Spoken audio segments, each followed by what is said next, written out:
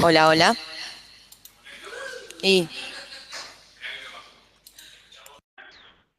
Sí, se escucha bien. estamos probando el eco. Hola, hola.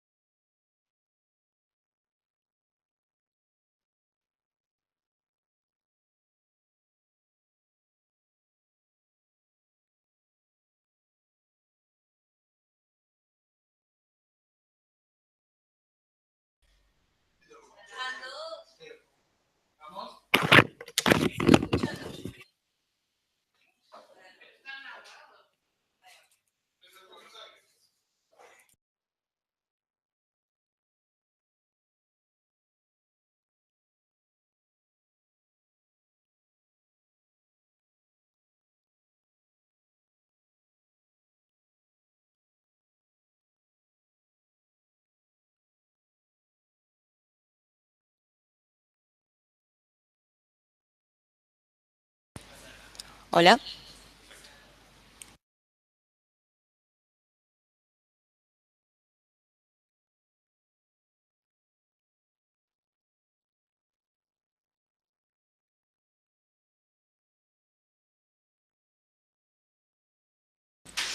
Bueno, hola a todos.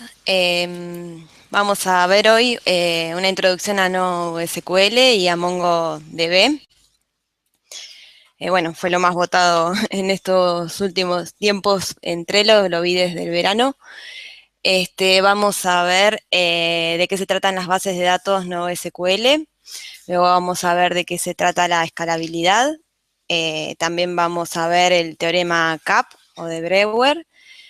Luego vamos a enumerar las ventajas y desventajas de las bases de datos NoSQL y SQL. Después vamos a ver cuándo conviene utilizar cada uno de estos dos tipos de bases de datos. Y después vamos a ver, bueno, un pantallazo de qué se trata MongoDB.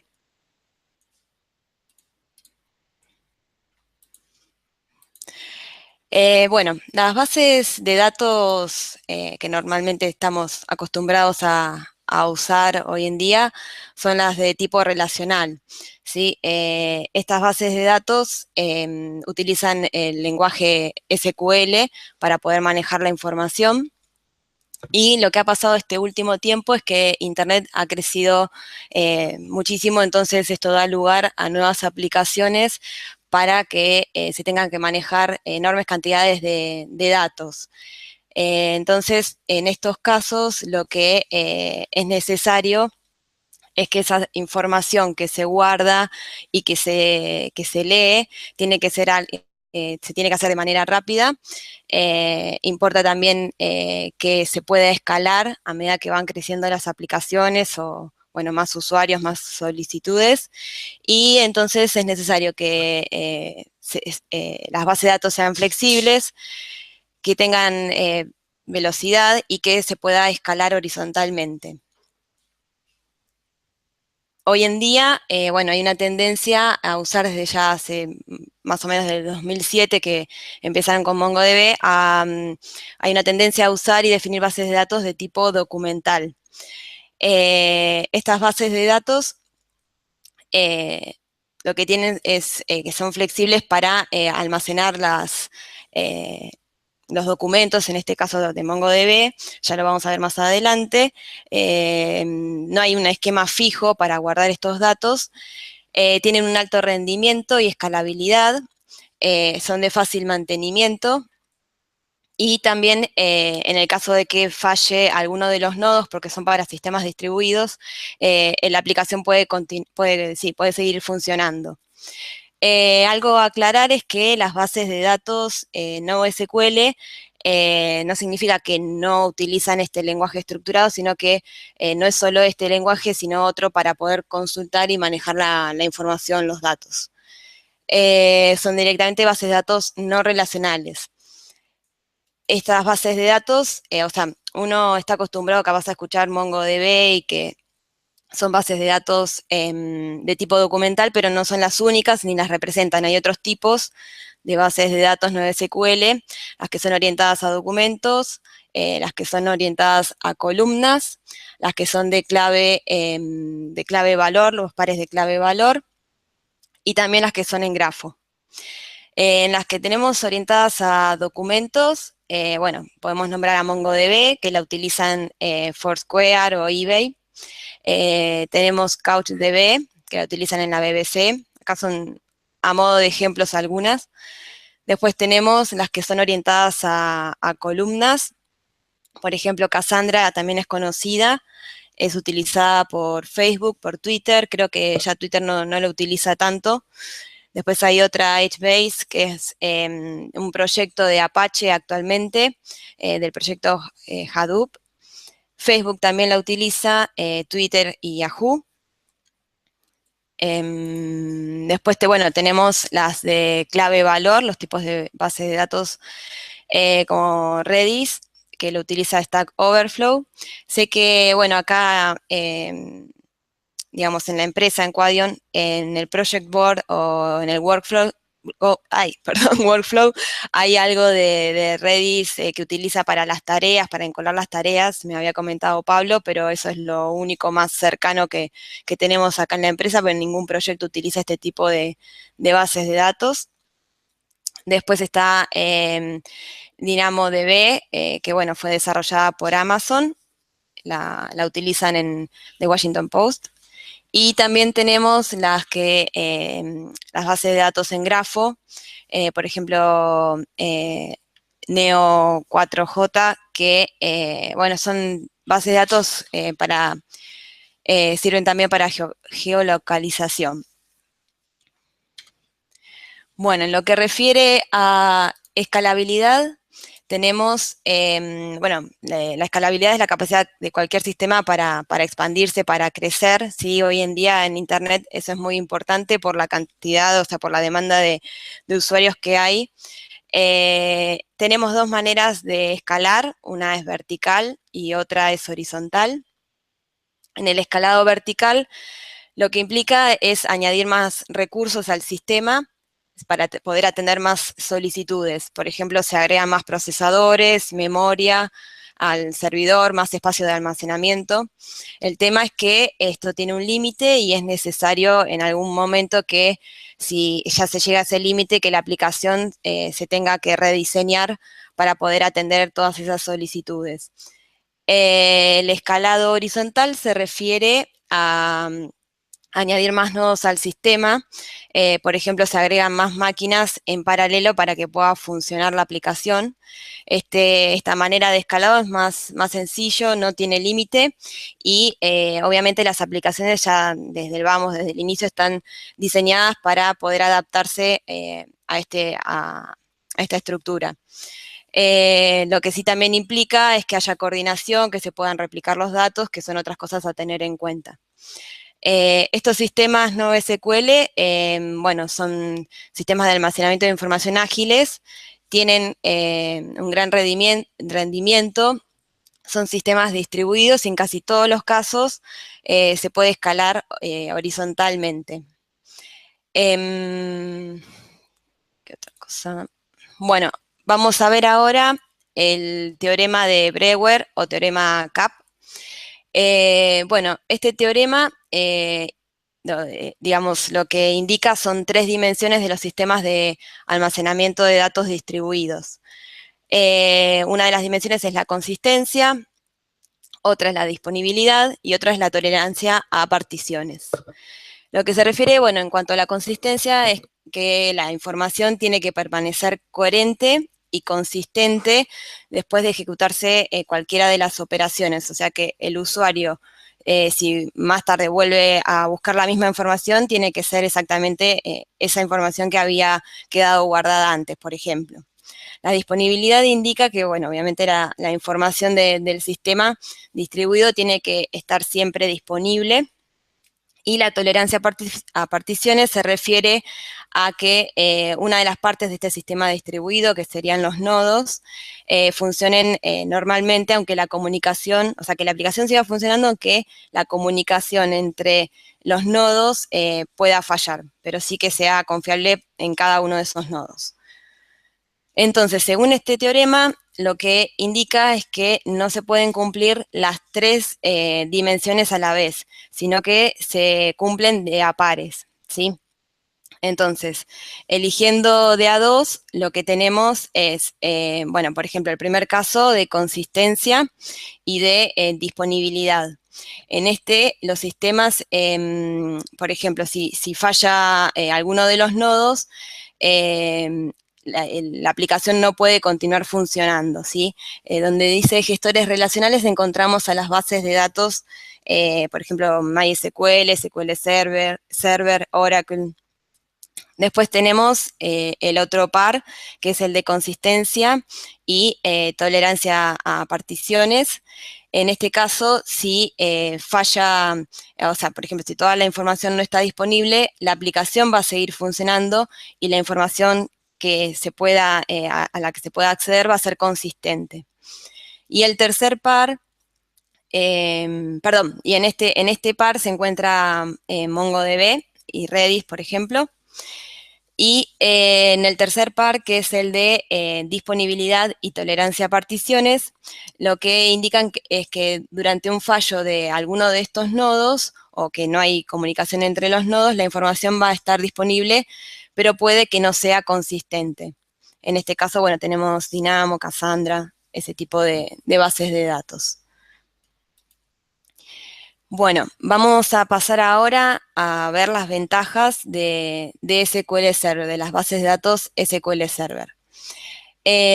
Bueno, lo que habíamos visto antes, como les había dicho, que este tipo de bases de datos relacional, el uso está más adaptado, la mayoría de los perfiles utilizamos este tipo de bases de datos, por lo tanto también, como hace tanto tiempo que está en el mercado, el soporte es mejor y hay más herramientas para poder trabajar con ellas, lo que le da, digamos, un liderazgo.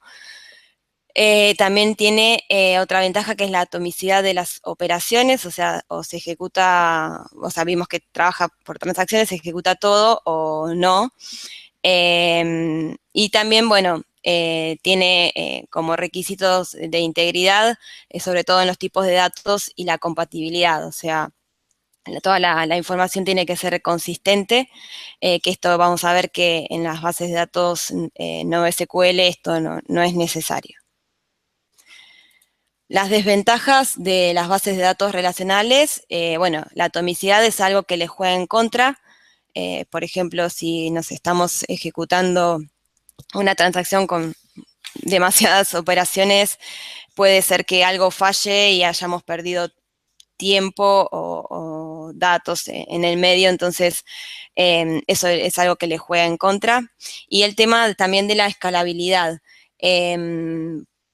Digamos que en este punto es inferior a los tipos de base de datos no SQL.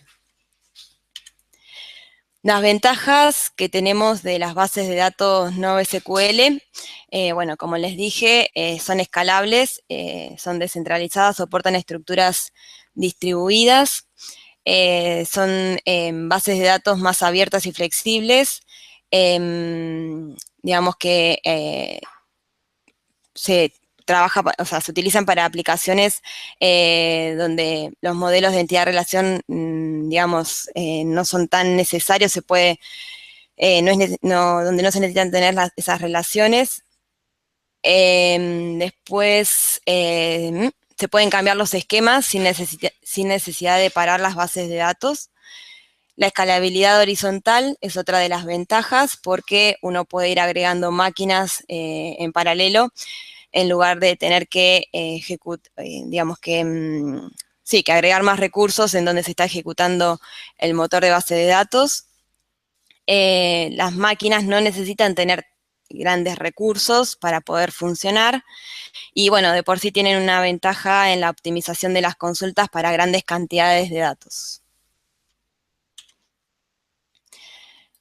Bueno, respecto a las desventajas de NoSQL, bueno, no todas contemplan la atomicidad de las instrucciones e integridad de los datos. Esto se llama la consistencia eventual. Puede ser que algo falle en el medio y se pierda, bueno, la consistencia, la integridad de estos datos. Hay problemas de compatibilidad entre las instrucciones de SQL. Entonces, esto, digamos, resulta más complicado, genera más problemas en el momento de hacer las consultas, sobre todo cuando tenemos, bueno, estas grandes cantidades de datos.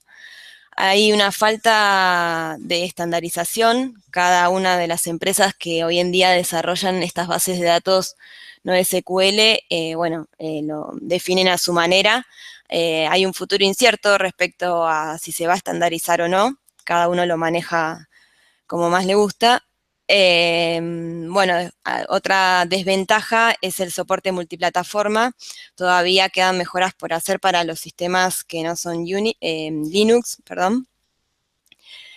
Y bueno, debido a que se utilizan menos que las bases de datos relacionales, la otra desventaja es que las herramientas administrativas son poco usables o directamente se tiene que trabajar por consola. Bueno, ¿cuándo conviene utilizar cada una de las bases de datos?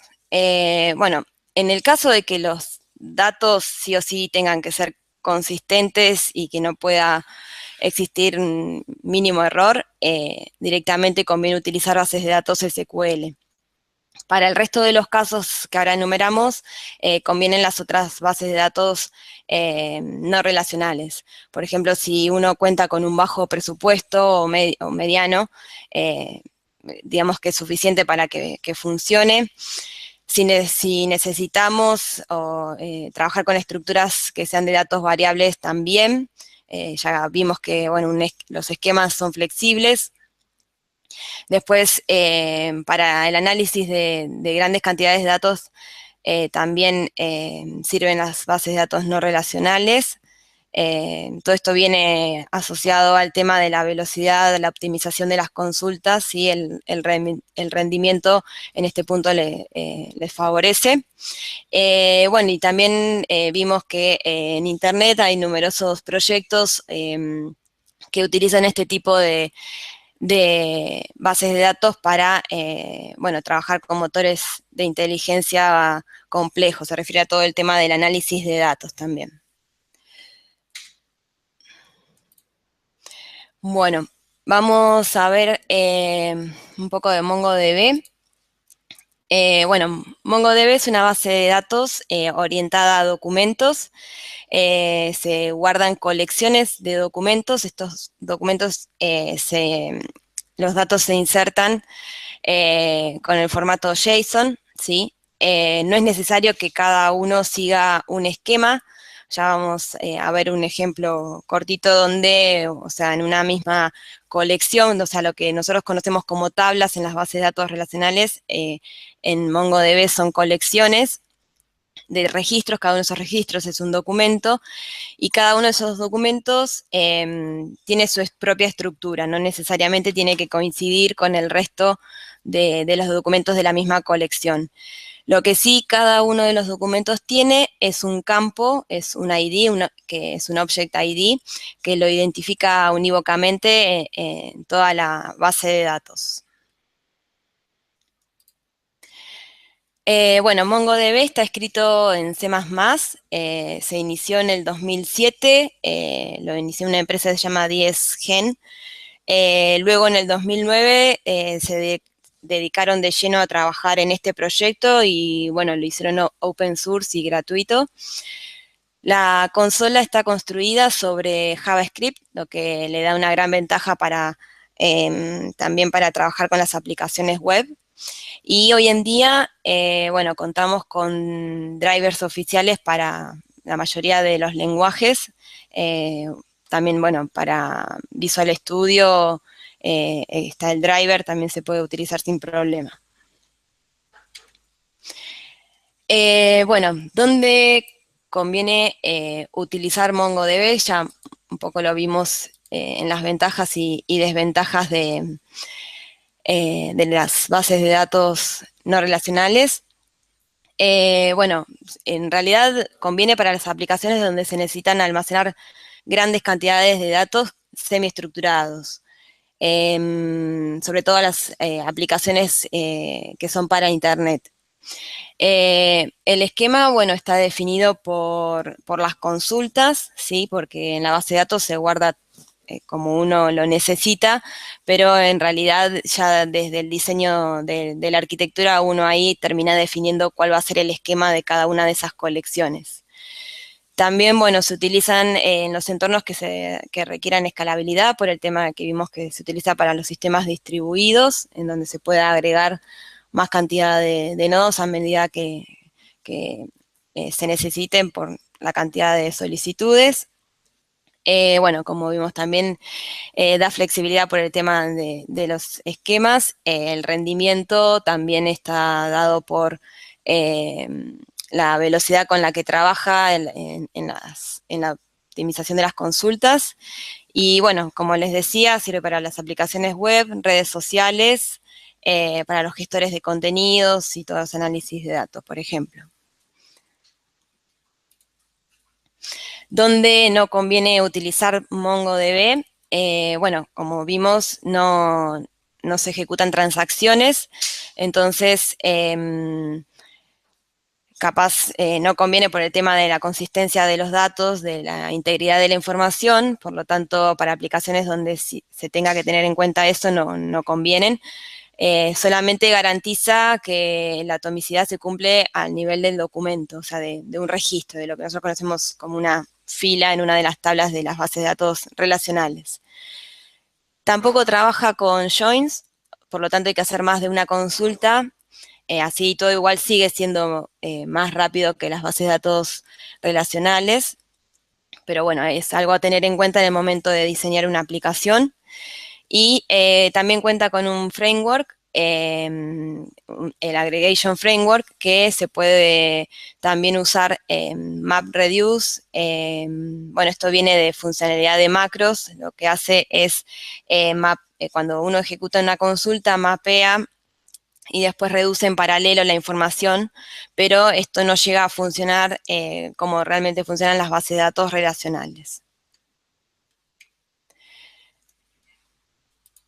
Creo que fue un poco rápido. Bueno, MongoDB se puede bajar de la página mongodb.org. La instalación es sencilla, son más o menos 100 mega. Uno lo instala en la máquina y lo que tiene que definir son unas simples a ver, carpetas. Bueno, por defecto, digamos, se puede instalar dentro de, bueno, uno pasa a la carpeta MongoDB. Después tiene que definir dónde se van a guardar las bases de datos, ¿sí? Generalmente es la carpeta DataDB. Esto igualmente se puede cambiar agregando simplemente un archivo de configuración en la carpeta. A ver si este lo ve. Y bueno, para trabajar con MongoDB, yo hace 2 años trabajé en varios proyectos, por ejemplo, que sí manejaban gran cantidad de información. Uno era el de Escolas Ocurrentes, no sé si lo escucharon alguna vez, que pertenece al Papa Francisco, en donde, bueno, se carga a través de la web distintos proyectos de colegios, instituciones, y bueno, todos intercambian información. Así que esa aplicación sí utilizaba MongoDB. Después otra con la que trabajamos era de una empresa de nutrición, la cual también contaba con información de comedores e instituciones en todo el país. Bueno, y cruzaban datos todo el tiempo de eso. También había otra aplicación que manejaba unos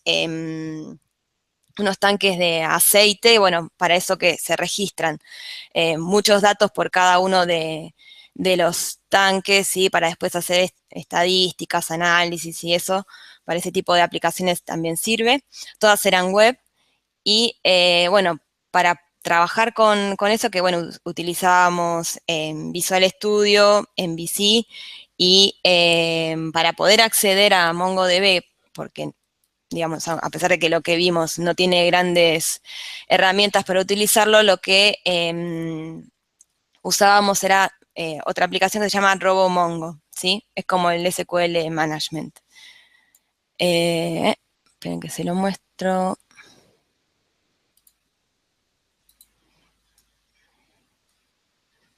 ¿Dónde lo tengo? Acá está. Bueno, acá lo que se especifica es simplemente cuál es el servidor. En este caso yo instalé MongoDB en esta máquina. Utiliza... esperen que no lo tengo ejecutando. Acá. Ahí está. Siempre utiliza el puerto 27017. Bueno, después hay varias cosas que se pueden configurar. Vamos a volver a conectarnos. Bueno, por ejemplo, acá tenemos una base de datos, ¿sí? Se crean de manera muy sencilla, o sea, todo esto es sin utilizar la consola, que es más incómodo, digamos. Uno directamente crea una base de datos, así, y acá lo que guarda son las colecciones, funciones y usuarios. No trabaja con Store Procedures. Bueno, por ejemplo, en las colecciones uno puede, bueno, en este momento no tengo ningún dato acá, ahora vamos a cargar alguno. Y vamos a abrir.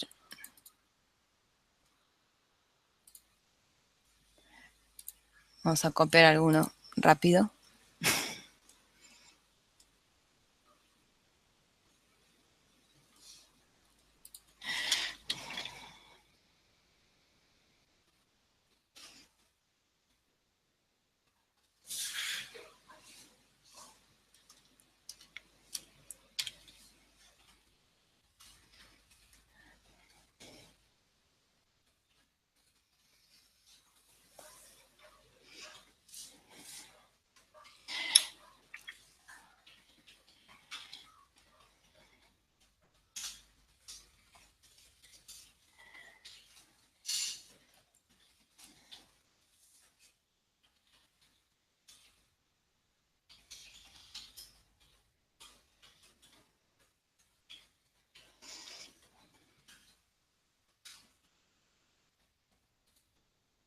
Bueno, ahí insertamos un documento, ¿sí? Tiene formato JSON, que esto es lo que hablábamos, ¿sí? Bueno, lo inserté en Department, no importa. Si vamos acá a esta colección, ¿sí? Acá tenemos, bueno, cómo se hace la consulta. Podemos ver el documento con el único campo que le completé, que es el de name. es de tipo string, automáticamente lo toma, y fíjense que acá se puede ver el campo ID, que es un Object ID, que esto lo crea directamente la misma base de datos en el momento de insertar. Uno tranquilamente puede poner otro dato acá, otro tipo de datos, eso no es problema, el tema es que siempre tiene que ser único en toda la base de datos. Yo si quiero agregar, por ejemplo, otro documento a esta misma tabla, también puedo ir por acá. Esperen que...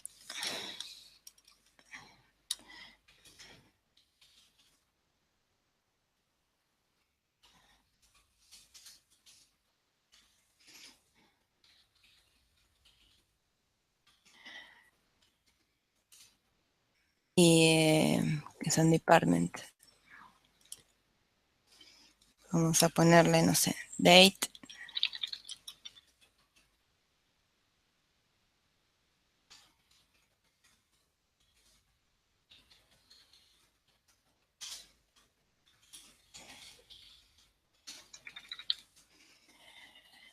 Y de esta manera guardo. Si venimos otra vez acá, ahí ya podemos ver que guardó un segundo documento donde, por ejemplo, no tiene la misma estructura que tiene este primer documento. Eso es algo muy sencillo, pero simplemente lo que vemos es que cuando nos referíamos al esquema flexible es a esto, que cada uno de estos registros pueden ser completamente distintos y sin embargo el motor bueno, sigue funcionando sin ningún problema. Esa es la ventaja que tiene. Bueno, después para jugar, digamos, con esto, hay mucho por ver en cuanto a las consultas, cómo se hacen. A mí me había pasado que, o sea, de pasar de SQL Server de golpe a tener que hacer alguna consulta con esto, por más que sea un trabajo de mantenimiento lo que hacía, sí me había encontrado con ciertos límites, ciertas limitaciones, digamos, para poder hacerlas. Lo mismo que cuando uno, por ejemplo, pasa de Oracle a SQL Server. Pero bueno, en la web hay bastante información de cómo poder trabajar las cosas desde acá y desde Visual Studio, digamos, uno tiene que instalar el driver y bueno, se accede de la misma forma que cualquiera, perdón, que cualquiera otra base de datos. Y para utilizarlo es exactamente igual. Tenía un ejemplo para mostrar, pero no terminó funcionando acá en la máquina, así que eso, bueno, se los debo. Pero en sí, digamos, la idea era poder mostrarles un pantallazo más o menos de qué se trata cada una de las bases de datos relacionales y no relacionales, o sea, las diferencias que teníamos. Bueno, no sé si tienen alguna consulta.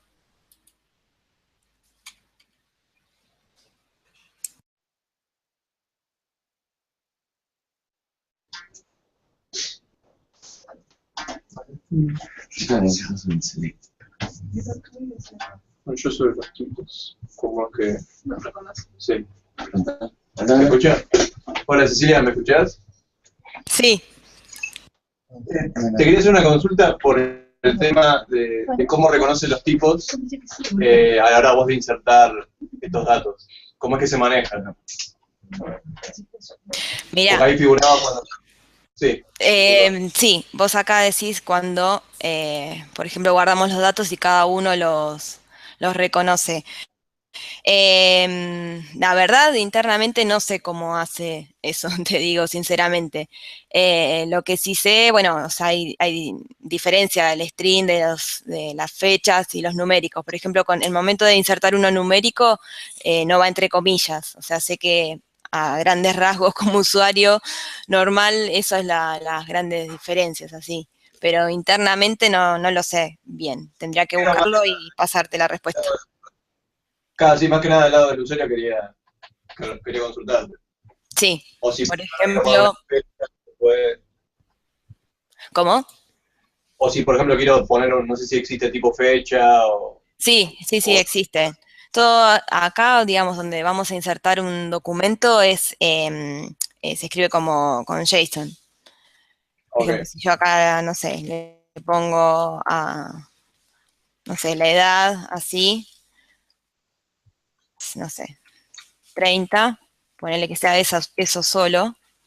Acá me inserto el registro y fíjate que lo tomó como un integer, ¿sí? La Ah, ok. diferencia está en que no lo puse entre comillas, por ejemplo, a ese. Ah, como yo hice. Sí, Bárbaro. Gracias. por nada. Ahí estoy viendo la pregunta de Javier, que pregunta si hay índices. Sí, hay índices. Eso también se puede, uno lo puede, eh, o sea, no llegan a ser exactamente iguales que en las bases de datos relacionales, pero sí hay índices. Lo que no hay son constraints. Todo eso depende del diseño de la aplicación, ¿sí? Desde el lado, o sea, cómo uno lo define en las consultas. Por eso es que, digamos, aunque se habla de que no hay un esquema fijo, en definitiva uno desde el lado de la aplicación con la arquitectura y las consultas que hace termina siendo un esquema en donde tenés en cuenta todo este tipo de cosas. El tema es que si vos necesitas trabajar con bastantes constraints y eso, capaz hay que analizar si realmente es necesario un tipo de base de este tipo o una relacional directamente.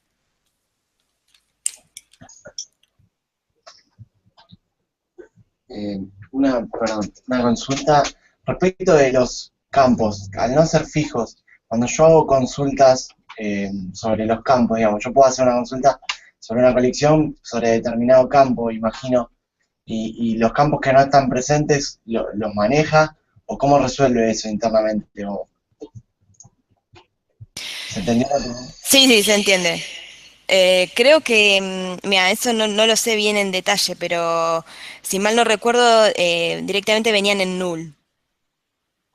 Si alguno no existía para los registros que, bueno, son distintos, para los documentos, mejor dicho.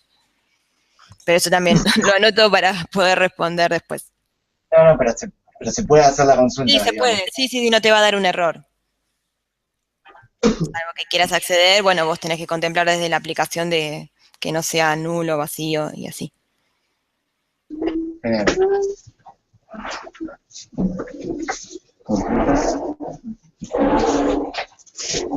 Menos no apunta nada.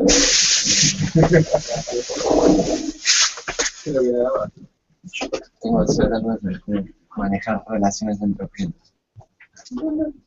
Para manejar relaciones entre objetos, tengo que tener como campos adicionales para linkearlos entre sí, o cómo Sí, se puede. simplemente, mira, cuando estaba desarrollando estas aplicaciones que decía que hacía el mantenimiento, lo que teníamos era un campo más, por ejemplo, no sé si tenés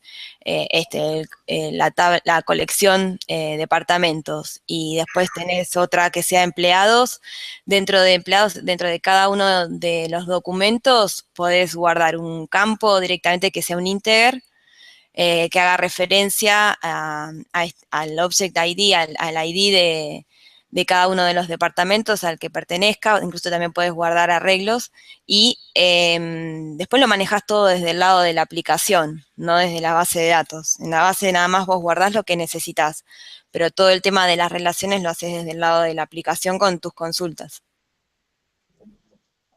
Consultas o la inserción, lo que sea.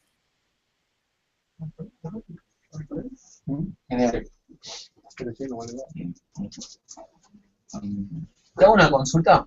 Se Sí, vuelve muy complejo con el tema de como no hay los para hacer los inner y demás, cuando tenés que hacer alguna consulta un poco más compleja. sí, digamos que desde la aplicación tenés que hacer varias consultas y si venís acostumbrado con SQL Server, digamos que sí, tenés que dar un par de pasos más para poder conseguir el resultado. Pero que después, digamos que te acostumbras y ya sabes cómo guardar los datos lo mejor posible para que después las consultas se simplifiquen también. Como no hay un problema, digamos, con la estructura, a veces capaz conviene que cada uno de los documentos tenga más información almacenada que lo que uno está acostumbrado a hacer con las bases de datos cuando las normaliza. Bárbaro, gracias.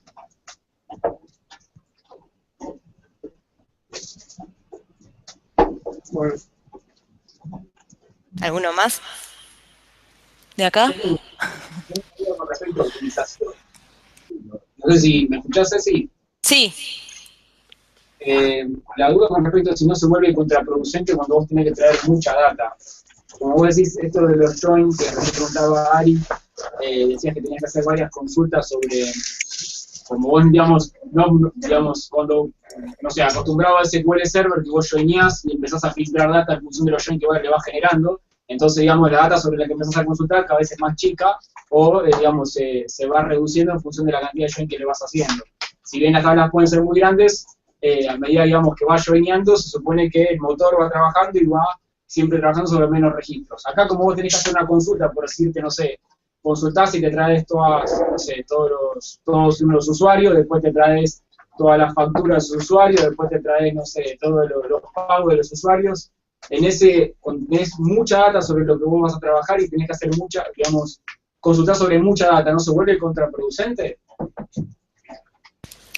Mira, por lo que estuve viendo, en algún punto no, porque es más rápido para traerte la información y vos también podés filtrar todo, no es que te vas a traer todo junto. Pero igualmente para verlo más en detalle, otro más que anoto para responderlo bien más tarde. En el fondo no, porque fíjate que hoy en día lo utilizan aplicaciones en donde están constantemente, no sé, por ejemplo Facebook, vos te conectás y enseguida ves quién está conectado, quién no, y para eso es rapidísimo, no es que demora demasiado como para poder traer esta información. Entonces, en algún punto sí tiene una ventaja y no es contraproducente.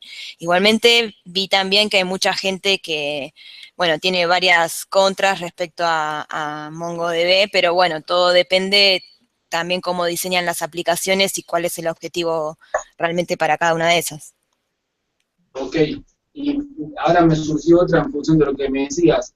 Capaz que no sé, nunca se pusieron a comparar o nunca leíste sobre la comparación, pero si en lugar de usar este equipo de base de datos uso un cubo, que también tiene un montón de información y donde yo consumo información y se supone que responde rápido el cubo. O sea, por decirte algo, viste los sistemas bancarios, hoy un sistema que usa datos bancarios necesita responder en una cantidad de segundos o sea, en una mínima cantidad de segundos a un montón de cantidad de usuarios. Digamos, ¿cómo contrastaría yo esto? Digo, bueno, ¿qué hago? O capaz estoy comparando cualquier cosa, pero prefiero que me lo digas. ¿Tengo que tomar la decisión si puedo usar un cubo o puedo usar este tipo de base de datos?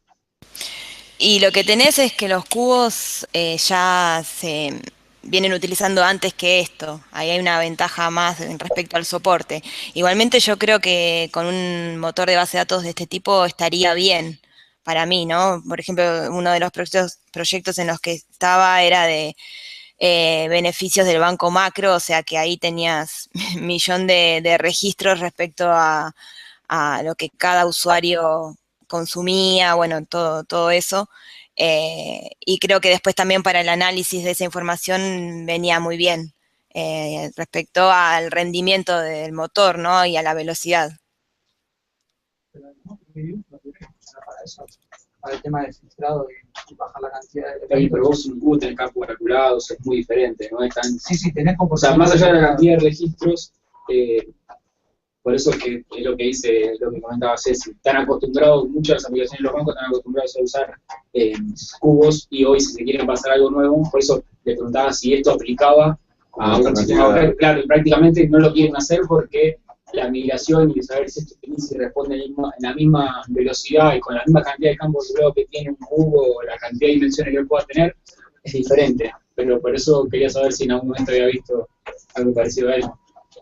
Gracias, Ceci. No, por nada.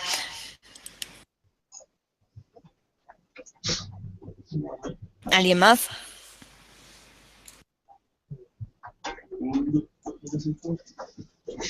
Una aclaración que ahora me viene a la cabeza respecto a esa última pregunta. También este tipo de bases de datos trabajan a la par con las bases de datos relacionales en una misma aplicación. También de esa forma se utiliza bastante. No significa que vienen a reemplazarlas directamente, sino que ambas pueden convivir dentro, o sea, para funcionar dentro de la misma aplicación.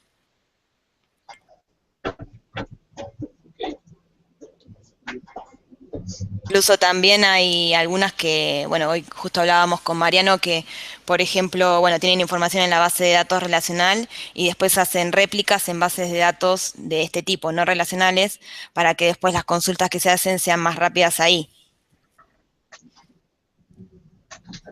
Actúa como un cubo, lo suministra información. Claro. Okay.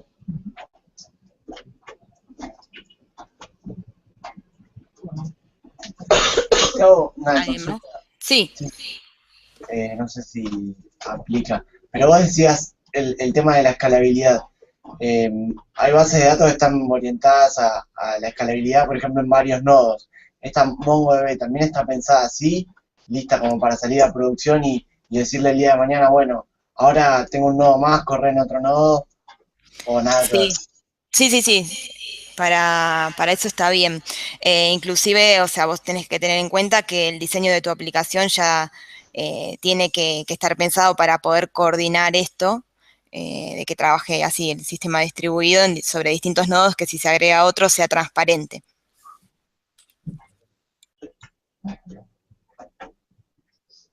Genial.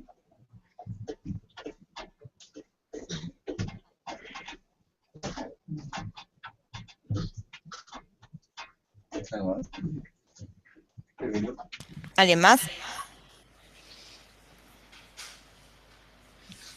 No. Bueno, acá tampoco.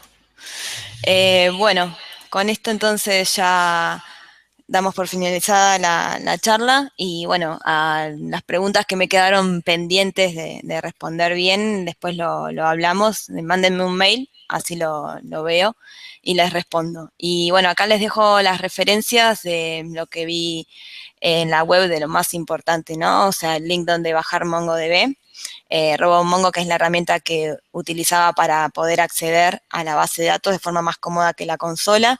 Y los otros dos, bueno, uno es un tutorial de Pluralsight, que está bueno para ver más en detalle cómo, digamos, de qué se tratan las bases